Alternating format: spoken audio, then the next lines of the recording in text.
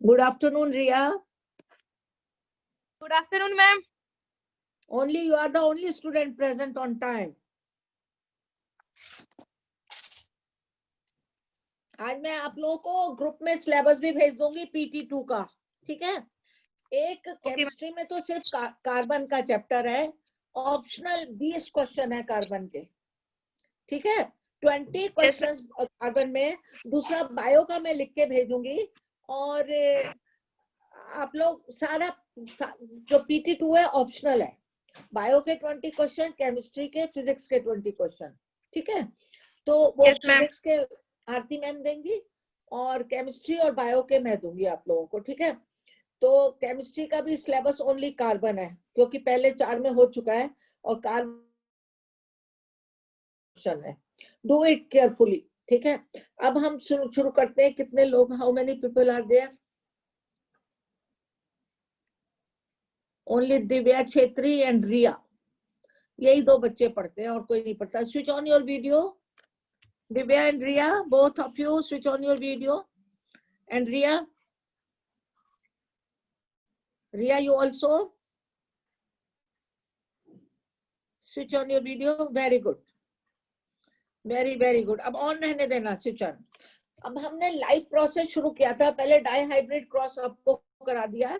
इसमें optional question होंगे dihybrid cross में, मोनोहाइब्रिड में भी होंगे कि फिनोटिपिक रेशियो क्या है, जीनोटिपिक रेशियो क्या है। फिनोटिपिक रेशियो मालूम है ना, जो फिजिकल अपीयरेंस बताते हैं, और जीनोटिपिक जो जीन्स के बारे में बताते हैं, तो वो उसमें होगा। और हमने देखे लाइव प्रोसेस शुरू करा था जिसमें मैंने आपको न्यूट्रिशन पढ़ाया था, प्लांट्स के वो स्टेप्स पढ़ाए थे जो फोटोसिंथेसिस में होते हैं, और ऑटोट्रॉफ, हेट्रोट्रॉफ। अब हमने पढ़ना है न्यूट्रिशन इन ह्यूमन बीइंग। हम लोग जो है we are heterotroph, we depend on others for our food. Our body cannot produce our food like plants. तो हम जो फूड लेते हैं, हम प्लांट से फूड लेते हैं, प्लांट से सब्जी, प्लांट से गेहूं, प्लांट से चावल, everything we get from the plants और एनिमल्स। तो अब हम पढ़ेंगे हमारा डाइजेस्टिव सिस्टम। आज हमने पढ़ना है digestion starts from our mouth, और ये जो माउथ का पोर्शन है इसको कहते हैं buccal cavity, BUCCAL। Buccal cavity से हमारा डाइजेशन शुरू होता है। Our digestion start from buccal cavity. Buccal cavity में हमारे टीथ है। Teeth help us in the mastication of the food. Mastication कहते हैं चबाने को। Teeth help us in the mastication of the food. Now tongue जो है that help of the mixing of the saliva in the food.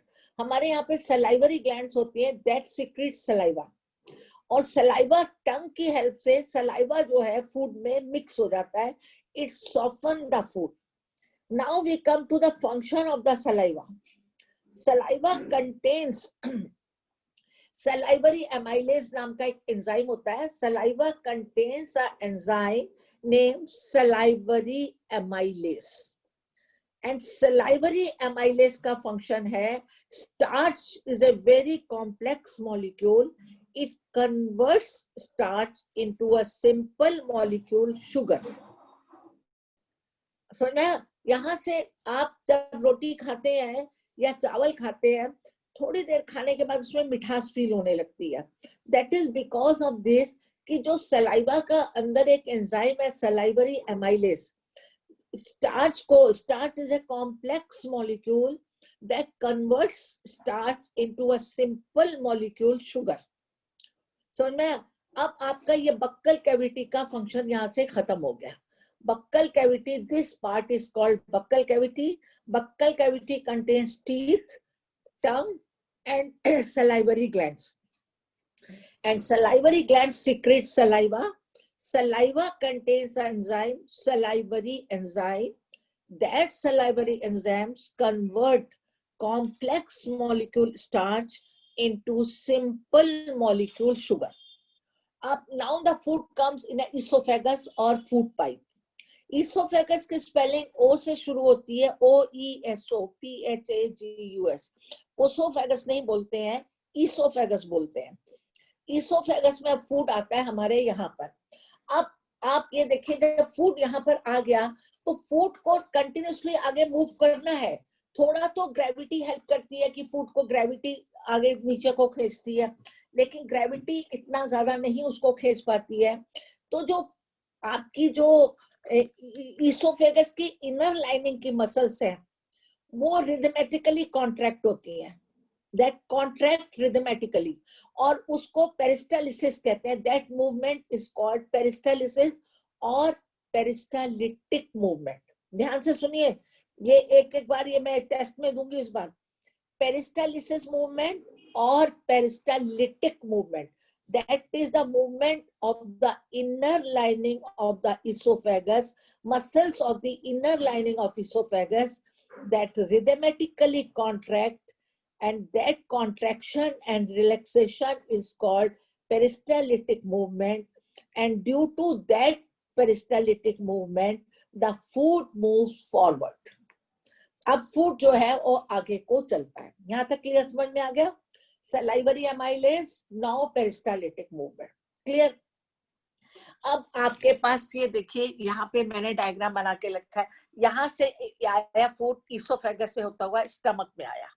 ये आप ध्यान से देखिए, स्टमक में फूड आया। स्टमक में, वैसे ये लिवर स्टमक के पास बना है मगर इंटेस्टाइन में सीक्रेशन देता है। अब स्टमक ये है आपका, इट इज ए, अब जब food comes in the stomach, एक तो स्टमक में सबसे ज्यादा चर्निंग होती है। जैसे हम मिक्सी चलाते हैं तो यूं ही होता है ना, ऐसे फूड की चर्निंग स्टमक में होती है और फूड को थोड़ा और पीस देते हैं। अब क्वेश्चन ये है कि क्या गैस्ट्रिक जूसेस फूड में सीक्रेट स्टमक में होते हैं? स्टमक की जो वॉल्स हैं, बहुत ध्यान से सुनिए केयरफुली, स्टमक की वॉल्स हैं, they secrete HCl, hydrochloric acid, mucus, pepsin, rennin and lipase. Renin और लाइपेस आपकी बुक में नहीं दिया हुआ, आपकी बुक में पेप्सिन, HCl और म्यूकस दिया हुआ है, लेकिन इसमें मैंने आगे पढ़ा था रेनिन और लाइपेस भी इन अ लिटिल अमाउंट। तो जो HCl होता है, सबसे पहला काम HCl का क्या फंक्शन है? It stops the function of salivary amylase. जो सलाइवरी एमाइलेज का फंक्शन चल रहा था कि स्टार्च को शुगर में चेंज करता है, जब when the food comes in the stomach and HCl is secreted by the walls of the stomach, it stops the function of salivary amylase। पहला पॉइंट तो ये। The second point, it kills the bacteria that comes with the food। Third point है, it creates acidic medium। Acidic medium में जो एक इसमें enzyme आता है pepsin, that pepsin is activated only in acidic medium, so it creates acidic medium to activate the pepsin। तो आपने HCl के 3 फंक्शन पढ़े। पहला, it stops the function of salivary amylase, second, it kills the bacteria that comes with the food, third, it creates acidic medium in the stomach to activate the pepsin। ठीक है? अब इसके 3-4 चीजें secret होती हैं, HCl, mucus, pepsin and rennin and lipase. जो mucus है, that mucus plays very very important role. First role तो है it soften the food, second it protects the lining of the stomach. Stomach की जो walls हैं उनको ये protect करता है अगेंस्ट द एसिडिक इफेक्ट। क्या हुआ? फर्स्ट पॉइंट म्यूकस का फर्स्ट पॉइंट, वही मैं बता रही हूँ अभी। I am on the first point. Mucus protects, पहला तो है सॉफ्टन द फूड, फूड को सॉफ्ट कर दिया। दूसरा, it protects the inner lining of the stomach from the acidic effect of the hydrochloric acid. जो स्टमक की इनर लाइनिंग है उसको वो एसिड के इफेक्ट से प्रोटेक्ट करता है। ये एसिड की लेयर में म्यूकस लाइनिंग बिछा देता है ऐसे, और ताकि जब एसिड गिरेगा तो वो उसको प्रोटेक्ट करेगा एसिडिक इफेक्ट से। एसिडिक इफेक्ट अगर ज्यादा हुए तो स्टमक की लाइनिंग पोरस हो जाती है, उसमें छेद हो जाते हैं। तो म्यूकस का बहुत इंपॉर्टेंट रोल है कि ये देखिए यहाँ पर जब म्यूकस आता है, इस यहाँ पे बिछा होता है म्यूकस, म्यूकस इसके अंदर यहाँ पे होता है, और ये mucus protect the walls of the stomach from the acidic effect of the HCl। दो पॉइंट है, HCl का रोल पढ़ लिया आपने, म्यूकस का पढ़ लिया। Third, pepsin. Pepsin converts the protein into peptone, peptone और पेप्टाइड, ये बुक में नहीं दिया हुआ। Pepsin converts the protein into peptone और पेप्टाइड, PEPTID, प्रोटीन और पेप्टाइड। ठीक है, अब पेप्सिन का हो गया, पेप्सिन प्रोटीन पे एक्ट करता है, लेकिन protein pepsin is only activated when there is a acidic medium in stomach. When there is a acid secretion is less, the protein will not be digested in the stomach. पहले बहुत जब heavy खाना खा लेते थे या पेट में दर्द होता था, कहते थे नींबू चाट लो काला नमक लगा के। That is because of that HCl. नींबू contains HCl, lemon contains HCl. Because of that HCl, our digestion starts. So pepsin is activated only in the presence of acidic effect HCl, and pepsin converts the protein into peptone और peptide. Rennin जो है, rennin क्या करता है, वो दूध को जमा देता है अंदर, curd, it makes the milk into a curd. जब हम कभी दूध पीने के बाद 1 घंटे बाद कभी वॉमिट होगा तो जमा जमा सा दूध निकलता है, कभी दूध मिल्क की फॉर्म में नहीं निकलता, कर्ड की फॉर्म में निकलता है। वो रेनिन का होता है, वो दूध को कर्ड कर देता है। एंड लाइपेज का फंक्शन है, लाइपेज जहां भी आएगा, it acts on the fat, it breaks up the fat. Lipase जहां भी आएगा वो फैट को ब्रेकअप करेगा। एक सेकंड, हेलो,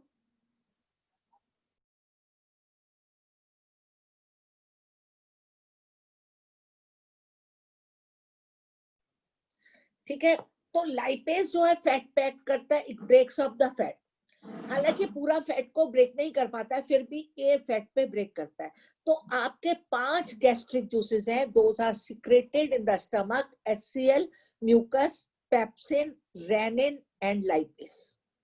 ये ध्यान से देखिए, क्योंकि मैंने एक क्वेश्चन दिया था, write down the name of juice secreted in intestinal and pancreas. Stomach का नहीं दिया था, शायद हो सकता है स्टमक का हो, कैसा पेपर होगा मुझे नहीं पता। अब स्टमक से खाना जो है स्मॉल इंटेस्टाइन में आता है। स्मॉल इंटेस्टाइन का plays very very important role in digestive system. पूरा डाइजेशन जो है that takes place in the small intestine. When the food comes in a small intestine, तो कैसे आएगा फूड, वो मसल्स उसको पुश करेंगी। पहले तो फूड टाइप में तो पेरिस्टालिटिक मूवमेंट हो गया, but from stomach to intestine when the food will go, तो स्टमक का जहां एंड हो रहा है और जहां से इंटेस्टाइन शुरू हो रही है, वहां पर स्फिंक्टर मसल्स होती है। Sphincter, SPHINSTER, these sphincter muscles contract and pushes the food in a small intestine. These sphincter muscle contract and relax and pushes the food in a small intestine. अब आपका ये फूड जो है यहाँ से small intestine में आ गया। अब ध्यान से देखो, स्मॉल इंटेस्टाइन में 2 ग्लैंड से आपके पास जूसेस आ रहे हैं, एक लिवर से। Liver is the largest gland of the human body. हमारी बॉडी में सबसे बड़ी ग्लैंड जो है वो लिवर है। Liver is the largest gland in human body. तो स्मॉल इंटेस्टाइन में लिवर से एक बाइल डक्ट बनी होती है, छोटी सी नाली बनी होती है, bile duct, that opens into small intestine. और पैंक्रियास से पैंक्रियाटिक जूस आता है। और अब पैंक्रियास का जब टॉपिक आया तो मैं आपको ये भी क्लियर कर दूं, pancreas is a double gland. Half part of the pancreas is a endocrine gland that secrete insulin. Half part of the pancreas secrete digestive juices. ध्यान देखिए, अब पैंक्रियास का आधा हिस्सा इंसुलिन सिक्रेट करता है और आधा डाइजेस्टिव जूसेस सिक्रेट करता है, आधा हिस्सा एंडोक्राइन ग्लैंड है। तो पैंक्रियास से पैंक्रियाटिक जूस आते हैं इंटेस्टाइन में, और लिवर से बाइल डक्ट। ये देखिए आप, यहाँ पे लिवर बना हुआ है, यहाँ पे लिवर बना हुआ है, लिवर से बाइल डक्ट आती है और बाइल डक्ट स्मॉल इंटेस्टाइन में आ जाती है। अब बाइल डक्ट में बाइल आता है। अब बाइल का क्या रोल है, बहुत आ सकता है, right the role of liver. Bile का बहुत इंपॉर्टेंट रोल ये है कि बाइल जो है इस मीडियम को अब एल्कलाइन करता है, क्योंकि अभी तक एसिडिक मीडियम था HCl की वजह से स्टमक में, लेकिन जब खाना स्मॉल इंटेस्टाइन में, when the food comes in a small intestine, the bile makes a alkaline medium. Bile का बहुत बड़ा रोल है एल्कलाइन में, because in alkaline medium pancreatic juices are activated, in alkaline medium intestinal juices are activated. अब जो है juice acidic medium में enzyme काम नहीं कर रहे, those enzymes are activated only in a alkaline medium or in a pancreatic in a alkaline medium, sorry, not in a acidic medium. तो bile का दो रोल है, first it creates alkaline medium, second it breaks the big fat globules into smaller one. Fat globule जो बड़े बड़े होते हैं उनको स्मॉल वन पे तोड़ देते हैं।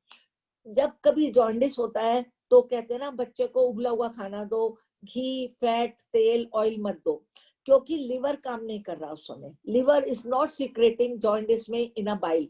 जब बाइल इंटेस्टाइन में नहीं आ रहा है तो फैट को डाइजेस्ट नहीं कर पाएंगे, इसलिए कहते हैं कि जब जॉन्डिस हो जाता है, जॉन्डिस का इफेक्ट लिवर पे होता है, लिवर में स्वेलिंग आ जाती है या लिवर में इंफेक्शन आ जाता है, तो ये क्या नाम लेते हैं आपको वो नहीं होने देता।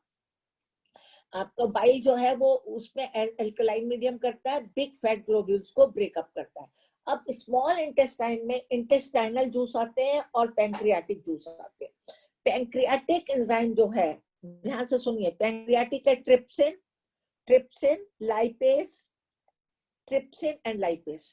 ट्रिप्सिन जो है वो प्रोटीन को बदलता है, जो पेप्टोन ऊपर बदला गया था उसको और डाइजेस्ट करता है। ट्रिप्सिन जो है पेप्टिन को बदलता है, प्रोटीन को, और लाइपेज जो है that break down the fat into fatty acid. Fat का चेंज जो होता है फैटी एसिड होता है, और जो प्रोटीन अंत में बदलती है वो अमीनो एसिड में बदलती है। ये ध्यान रखना, कभी कभी पूछते हैं end product of protein in our digestive system amino acid. और ये तो हो गया आपका ट्रिप्सिन एंड लाइपेज। अब आपका इंटेस्टाइनल जूस क्या है? इंटेस्टाइनल जूस में अमीनो पेप्टाइड है, जो पेप्टाइड ऊपर से डाइजेस्ट होता आ रहा है अमीनो एसिड में बदल देते हैं। That changes the all part of the protein into amino acid, and और इसमें दूसरा है लाइपेज, वो फिर फैट को फैटी एसिड में बदल देता है, और थोड़ा सा एमाइड बदल देता है। अब आप लोग लिखना चाहें तो फिर सारे लिख लीजिए, gastric juices, intestinal and pancreatic juices. ये बहुत इंपॉर्टेंट है। गैस्ट्रिक जूसेस तो आप लोगों ने लिख लिए मेरे ख्याल से। पैंक्रियाटिक एंजाइम्स में बोलती हूँ, pancreatic enzyme trypsin for protein, TRYPSIN, trypsin for protein, trypsin for protein,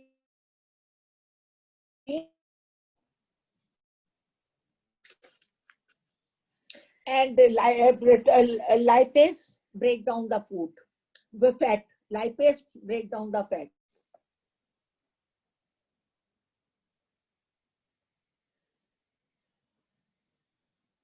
Lipase enzyme digests the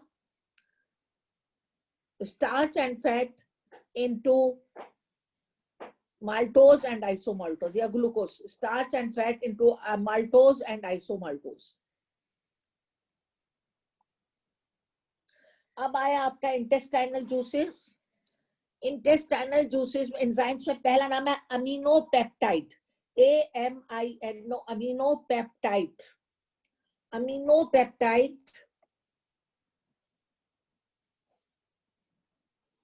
amino peptide, intestinal amylase,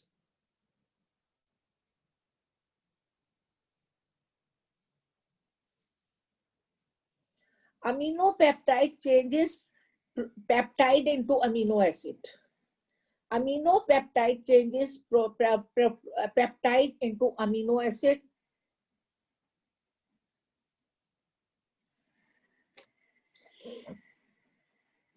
intestinal amylase changes fat into fatty acid and glycerol, fat into fatty acid into glycerol, fat into fatty acid into glycerol.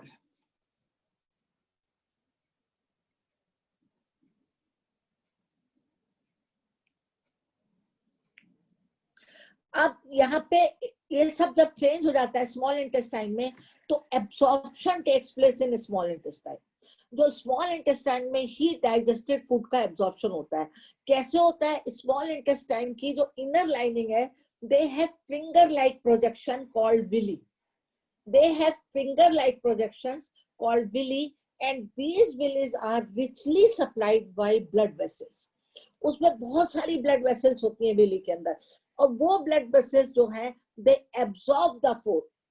वो कैसे? Diffusion की process से they absorb the food through the process of the diffusion, and that absorbed food through that blood vessels reaches all part of the our brain. वहां से Willie के through, Willie क्यों होते हैं? क्योंकि it increases the absorption area. अगर खाली intestine की लाइनिंग प्ले होगी तो एब्जॉर्ब नहीं होगा। It increases the absorption area.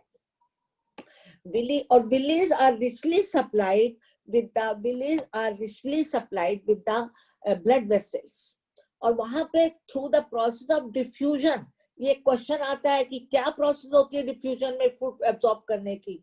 Diffusion के through they absorb the digested food and supply it all part of the body. This now the food comes in the large intestine. अब वहां से food जो है large intestine में आ जाता है। Large intestine में फूड आने से कोई वहां पे थोड़ा वाटर का एब्जॉर्प्शन होता है, कैल्शियम का और फास्फोरस का।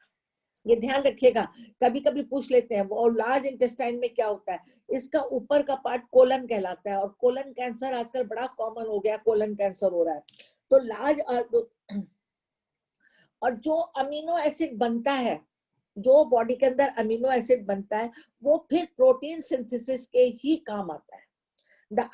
Most of the amino acids are used in the protein synthesis, which help in the growth and the repair of the body tissue. वो प्रोटीन को ही सिंथेसिस के काम में आता है, जो रिपेयर करता है हमारे सेल्स को और बॉडी की ग्रोथ के लिए। Excess of amino acid are changed into urea in liver cell. जब अमीनो एसिड ज्यादा हो जाता है तो वो यूरिया में बदल जाता है। बॉडी में यूरिया भी ज्यादा होना बहुत खतरनाक होता है। Most of the glucose molecule act as a, और जो ग्लूकोज मॉलिक्यूल है, जो ग्लूकोज मॉलिक्यूल बन गया, वो रेस्पिरेटरी फ्यूल के काम आता है। ये प्रोडक्ट का आप ध्यान से देखिए, एसिमिलेशन में आता है। ये एसिमिलेशन का मतलब होता है अब क्या हुआ, जो अमीनो एसिड बना उसने क्या किया, उसने प्रोटीन को सिंथेसिस करा, और वो प्रोटीन हमारी रिपेयरिंग के और हमारी बॉडी के ग्रोथ के काम आया। और जो अमीनो एसिड एक्सेस हो गया, वो यूरिया के लिवर में जाके यूरिया में बदल के डिपॉजिट हो गया। That deposits into the changes in the urea in a liver cell, और वो बहुत डेंजरस होता है यूरिया का भी। दूसरा, most of the glucose molecules, वो अब जो ग्लूकोज कन्वर्ट हुआ था वो रेस्पिरेटरी फ्यूल में बन गया। अब जो फैट है वो किसमें यूज करते हैं? फैट जो बना, fat into fatty acid, fats are used in the formation of the membranes of the new cells, which excess of fat is stored beneath the skin. वो जो न्यू सेल्स बनते हैं उनकी मेम्ब्रेन बनती है, और बाकी एक्सेस जो है हमारी स्किन के नीचे जमा हो जाता है। अब इजेशन हो गया, जब फूड आता है लार्ज इंटेस्टाइन में, वहां पे पानी एब्जॉर्ब होता है, वाटर, कैल्शियम और फॉस्फेट का एब्जॉर्प्शन होता है। रेस्ट ऑफ द फूड हमारे एनस से स्फिंक्टर मसल्स के द्वारा, ये बहुत इंपॉर्टेंट क्वेश्चन है, एनस में भी हमारी स्फिंक्टर मसल्स काम करते हैं, उससे इजेशन टेक प्लेस करता है। तो अब इसके तीन part, ingestion, digestion, egestion. Ingestion food लेना, डाइजेशन स्मॉल इंटेस्टाइन में, और इजेशन गेट रिड, उसको बाहर निकाल देना। The excess is regulated by the anal sphincter. अब आपको इसमें ये बात ध्यान रखनी है, जो कई लोगों के बॉडी में अगर अमीनो एसिड ज्यादा बन जाए तो उनकी इंटेस्टाइन या उनका स्टमक पोरस हो जाता है। दैट इंटेस्टाइन और स्टमक बिकम पोरस, और उससे खाना जो है वो बाहर आना शुरू हो जाता है। रिया, कहाँ ध्यान है आपका? Ma'am small sorry large intestine में कौन सा मतलब क्या जब होता है? आप सुन नहीं रहे थे, मैं देख रही थी, आप उधर हंस रहे थे। आई सॉ यू, मैंने देखा था आपको हंसते हुए। मैंने 3 बार बताया, लार्ज इंटेस्टाइन में वाटर एब्जॉर्ब होता है, कैल्शियम और फास्फोरस एब्जॉर्ब होता है। मैंने 3 बार आपको बताया, ये आपकी बुक में भी लिखा हुआ मेरे ख्याल से।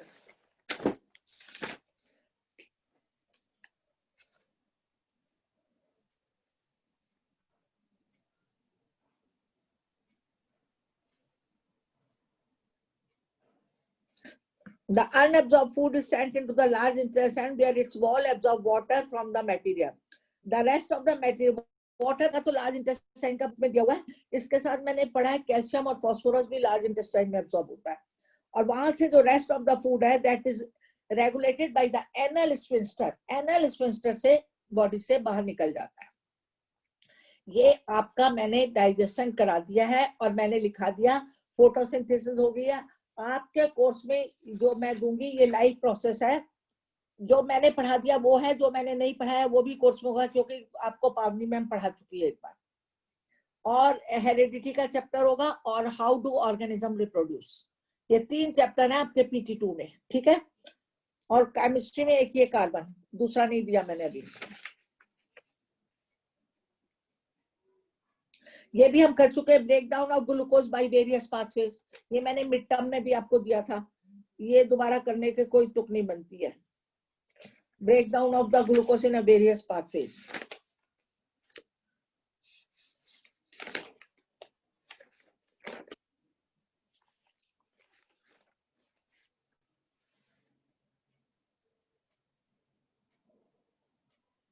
ये क्वेश्चन नंबर 2 दिया हुआ जो मैंने हाफ ईयरली में दिया था. What are the different ways in which glucose is oxidised to provide energy in various organism. How is oxygen and carbon dioxide transported in human being? How are the lungs पे दिया हुआ सारा.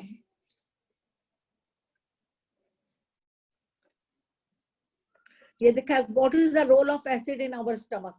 Question number 3, page number आपका क्या है 101. देखिए,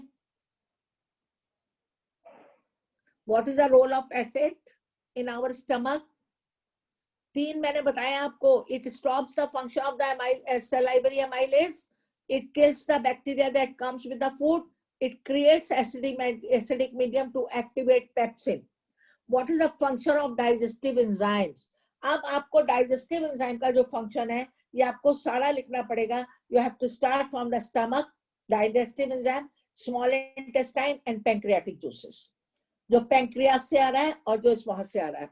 Third point, how is the small intestine designed to absorb digested food? ये बहुत important question है. उसमें villi है.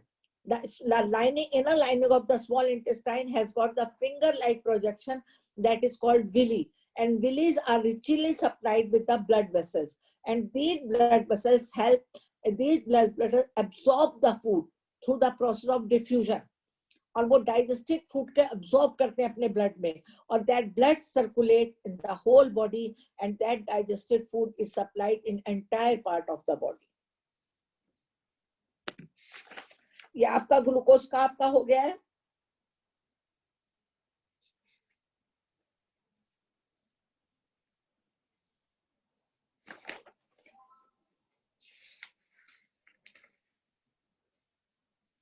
अब आप इसमें आ जाइए. एटीपी के बारे में लिखा हुआ आपकी बुक में. ATP is the energy currency for the most cellular process. 9th में मैंने आपको पढ़ाया था कि what is the energy currency. ATP is the energy currency. The energy released during the process of the respiration is used to make an ATP molecule from ADP and inorganic phosphate. Very important question. Very. How ATP is used? ATP is the energy currency of the cell. ATP. तो ये देखिए, the energy released during the process of respiration is used to make an ATP molecule from ADP and phosphate. Phosphate से और ADP से क्या बनता है? ATP बनता है. फॉस्फेट और ADP यूज करते हैं, एनर्जी जो रिलीज करते हैं वो क्या बनाते हैं? ATP.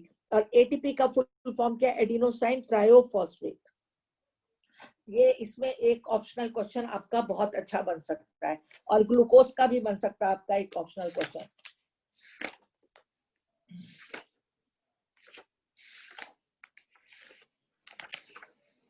आपके प्लांट्स के हार्मोन तो कोर्स में नहीं है, डिलीट कर दिया गया. फिर से एक बार मैं और भी देख लूंगी.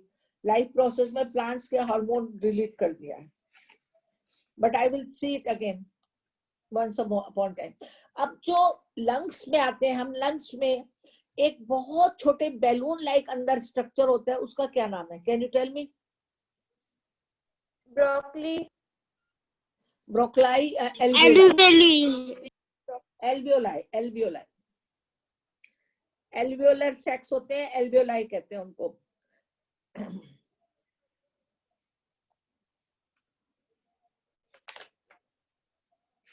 उनका क्या फंक्शन है एल्वियोलाई का? Can you tell me what is the function of alveoli? Ma'am जो ऑक्सीजन आता है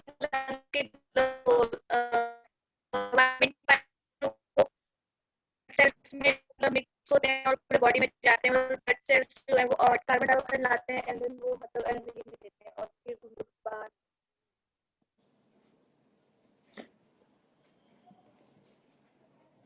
provide a surface where exchange of gases can take Exchange of gases can take place.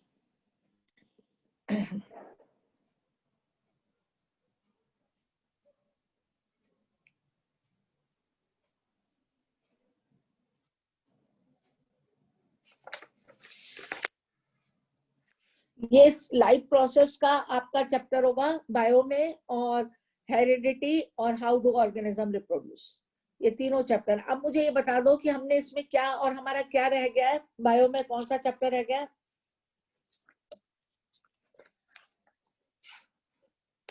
Life control and coordination नहीं है, heredity में सिर्फ heredity evolution नहीं है,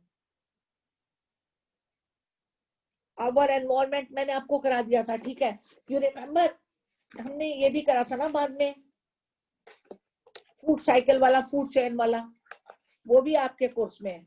ये वाला आवर एनवायरमेंट, ये भी आपके कोर्स में, ecosystem, food chain, food web, याद है? You remember? मैंने आपको डायग्राम बना के कराया था, food chain and food web, decomposer of the ecosystem, ये भी आपके कोर्स में है।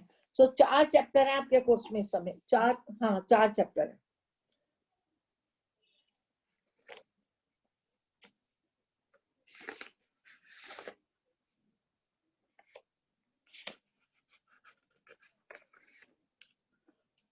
Food chain and food webs. First come to the primary consumer, secondary consumer, territory consumer. इसको आप लोग अच्छे से पढ़ना। मैं एक बार अगले मेरा जो नेक्स्ट वीक में पीरियड आएगा उसमें मैं ये आपको करा दूंगी, आवर एनवायरमेंट, क्योंकि हाफ ईयरली एग्जाम में इसमें एक भी क्वेश्चन नहीं दिया था, मुझे याद है।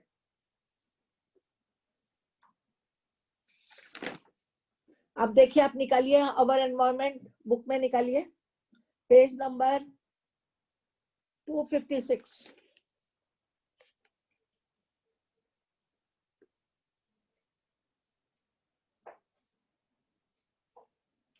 इसमें कौन बताएगा what are the producer? Producer क्या है? What are the producer?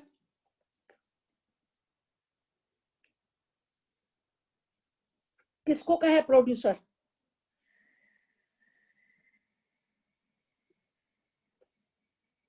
Tell me. Green plants, जो प्लांट्स हैं, जो ग्रीन प्लांट्स हैं, प्रोड्यूसर। प्रोड्यूसर के ऊपर जो आते हैं वो प्राइमरी कंज्यूमर है, और प्राइमरी कंज्यूमर को जो खा रहा है वो सेकेंडरी, और सेकेंड ईयर को जो खा रहा है वो टेरिटरी कंज्यूमर है। लास्ट में वो क्या आते हैं? लायन, टाइगर, ये सब आते हैं, देयर आर टेरिटरी कंज्यूमर। तो इसमें एनर्जी जो है, जो प्रोड्यूसर्स हैं, दे एब्जॉर्ब सोलर एनर्जी।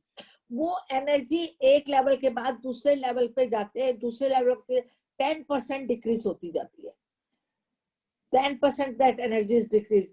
तो food chain and food web, तो फूड चेन में सिर्फ एक ही टाइप का होता है, और फूड वेब में जो होता है वो एक एनिमल दो फूड पे डिपेंड कर रहा है। एक क्वेश्चन आता है difference between food chain and food web. तो अब आप ये देखिए, the green plant in the terrestrial ecosystem capture about 1% of the energy of sunlight that falls on their leaves and convert it into food energy. First point पढ़िए book में, रिया, page number 256 पे। The green plant in the terrestrial ecosystem capture about 1% of energy. वो कितनी energy लेते हैं? 1% of energy लेते हैं sunlight की, जो कि उनके ऊपर सनलाइट फॉल करती है और उसको वो एब्जॉर्ब करते हैं। और जब green plants are eaten by the primary consumers, a great deal of energy is lost. उन ग्रीन प्लांट को जब प्राइमरी कंज्यूमर खाते हैं तो बहुत सारा एनर्जी लॉस होती है to the environment. Some amount goes into digestion and doing work, and the rest goes towards the growth and reproduction. The average of 10% of the food eaten is turned into its own body and made available for the next level of the consumer. अब उसमें 10% can be taken as an average value of the amount of the organic matter and it's present at each step and reach the next level of the consumer. जो plants में गिरती है वो उसकी first 1% वो absorb करते हैं जो सनलाइट उनके ऊपर गिरती है. 1% they absorb. The green plants in the terrestrial ecosystem capture about 1% of the sunlight that falls on them. और उनको वो 1% एनर्जी वाले को ग्रीन प्लांट्स ने जब प्राइमरी कंज्यूमर ने खाया. प्राइमरी कंज्यूमर क्या है ग्रीन प्लांट्स के लिए? वो है आपका डियर है प्राइमरी कंज्यूमर. यहाँ पर आपका वो है क्रैब है, फिश है. क्रैब को फिश ने खा लिया या थोड़े मॉस्किटोस हैं. अब जो नेक्स्ट है उनके लिए little energy is available for the consumer. Food chains generally consist of only 3 or 4 steps. Food chain में सिर्फ ज्यादातर 3 या 4 steps होते हैं. The loss of energy at each step is so great that very little usable energy remains after 4 trophic level. बहुत कम energy मिल जाती है क्योंकि हर स्टेप पे आपकी 10% एनर्जी लॉस हो रही है. The 10% एनर्जी लॉस हो रही है हर स्टेप पे और जब लास्ट में 4 कंज्यूमर आते हैं तो वहां पर very little energy is left. तो 4 ट्रॉफिक के लेवल है और there are lower trophic level of an ecosystem. The greatest number is the of the producer. अब आपको ये उन्होंने बताया इसमें 4 ट्रॉफिक लेवल है. Primary consumer, producer, primary consumer, secondary consumer and tertiary. Tertiary मतलब उनके भी जो खाते हैं. अब आप आ जाइए फूड वेब पे. Now we come to the food web. Riya you are not paying attention today. अब ये आपका फूड वेब का डायग्राम है. आप देखिए फूड वेब में अब जो फूड, हाँ एक और बात है, जो फूड चेन में एनर्जी यूनिडायरेक्शनल है. ये वापस नहीं आ सकती. जो एनर्जी आगे जा रही है वो जा रही है. Energy is unidirectional. The energy that is captured by the atmosphere does not revert back to the solar input and the energy which passes to the herbivores does not come back to the autotroph. जो herbivores ने energy ले ली वो autotroph को वापस नहीं आती. So energy is a unidirectional. ये एक क्वेश्चन उसमें आ सकता है ऑप्शनल में कि energy is a unidirectional. As it moves progressively through the various trophic level, it is no longer available to the previous level. Secondly, the energy available at each trophic level gets diminished. Her trophic level पे energy कम होती जाती है. 10% reduce होती है हर trophic level पे. तो ये unidirectional है. जो एनर्जी एक बार चली गई वो that will not come back. इसका क्वेश्चन है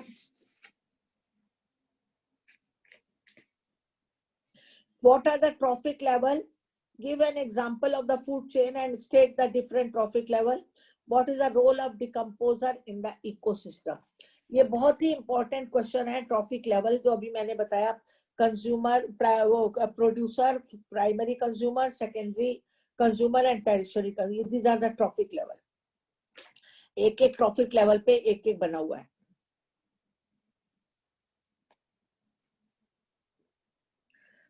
अब यूनिडायरेक्शनल कैसे एनर्जी? सनलाइट से प्रोड्यूसर ने ली, प्रोड्यूसर से हर्बीवोर्स ने ली, लेकिन जो एनर्जी हर्बीवोर्स ने ली है that will not come back to the producer. जो हर्बीवोर्स ने एनर्जी ले ली वो ऑटोट्रॉफ में, ऑटोट्रॉफ कहते हैं प्लांट्स को, ऑटोट्रॉफ में वापस नहीं आएगी. और उन हर्बीवोर्स को कार्निवोर्स ने खा लिया, कार्निवोर्स को टॉप के कार्निवोर्स ने खा लिया. तो वो एनर्जी यूनिडायरेक्शनल है. That will not revert back to the, that will not come back to the autotroph. वो प्लांट्स के अंदर नहीं आ पाती है. That's why the flow of energy